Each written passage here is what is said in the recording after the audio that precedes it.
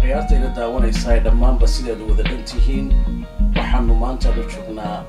ama si qurux badan aad inoo arkaysaan oo marti studio ayaga maanta inooga ah Professor Umar Ali Ashkur Professor Farjac صدح وسير هدي باش أسلسي مقصود كما لكن هل حبوا هدي لسين لها اسم كلوجو بيجي لها مقصود بك عن لها مركا مدحوينها وحل ليها قلت كاس أيوب قلي وين لا تشن اسم دي أنا لا تشن هدي لكن دبعته تمادو وحال محران أحمانتي إن أوعو اسم دي أوعو باشاس بأساسته اسمه قلت waxaan madaxweynaha ka sugeynaa inuu dhaho sidii uu uga tashaday inuu uga tashado uu dhaho labadan beelood haday istireen ciidamada dawladda u direynaa annakaana xukumayna professor waxaan kaloo jeclayn wax ka weydiiyo gaaban tirahaan horta intee baad la ekeedeen inta doorashooyinka aad ka qayb gasheen musharaxiinta tira koobahan marka tiradina mise gaaraysa ilaa 25 baan ku gaarnay 25kiina ma waxaad ahaydeen dadka oo dalka gudihiisa ama nin joogay oo idin la tartamay idin ku jira mise dunida kale ka kala timaadeen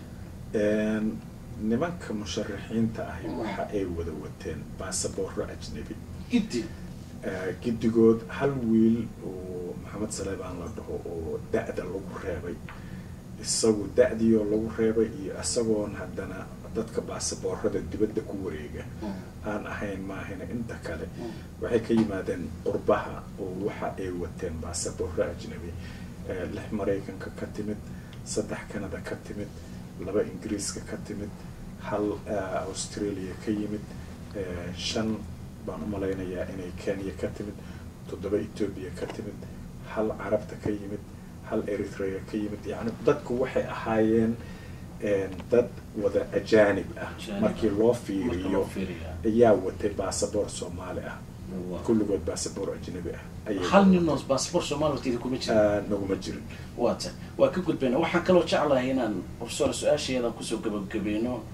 maadaama dad fara badan kulli ay maanta waxyaabo fara badan ay ka sugayaan maxaad u jeedinaysaa shucuurta ayaga dalka gudihiisa aad kaga soo tagtay ama odayaasha dhaqanka noqdaan ama nimanka asxaabta ku lahaa internet u guda galin waxaan kaloo idin ku raacinaya markii doorashada ay dhamaatay ee Farol uu ku guuleystay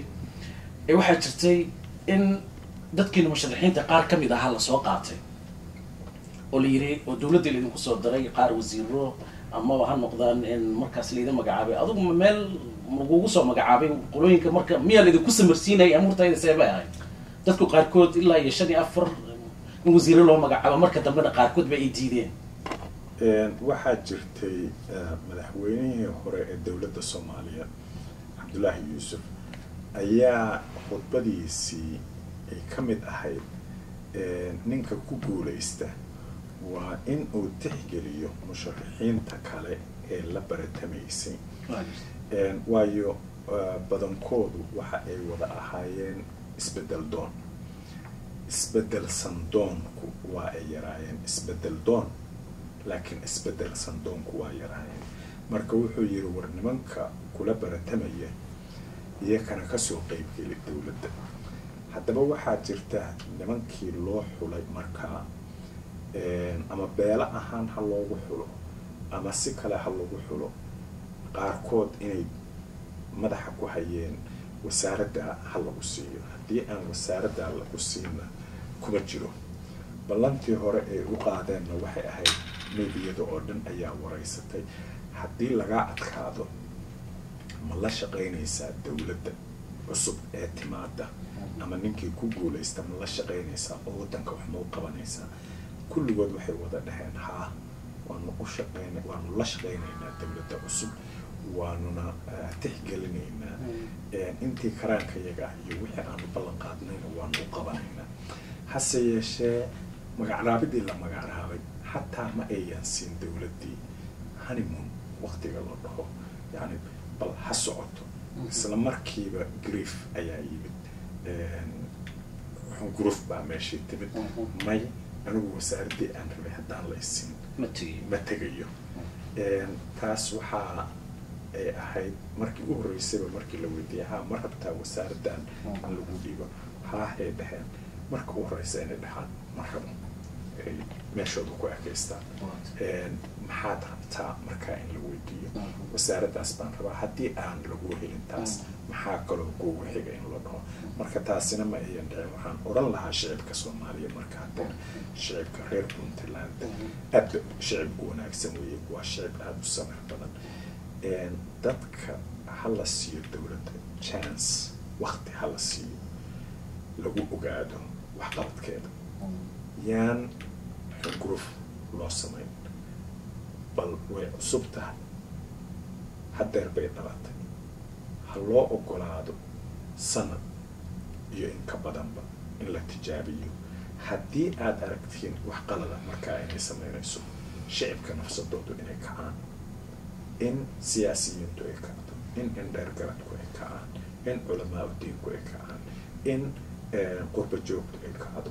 oo markaa la dhaho war qaladkaas ma aanan ogolin intaasoo sanaa shicibku soo dulqaadanayeen. waxaan marka ka sugaynaa dowladda cusub in ay ogolaato in xisbiyadii la sameeyo,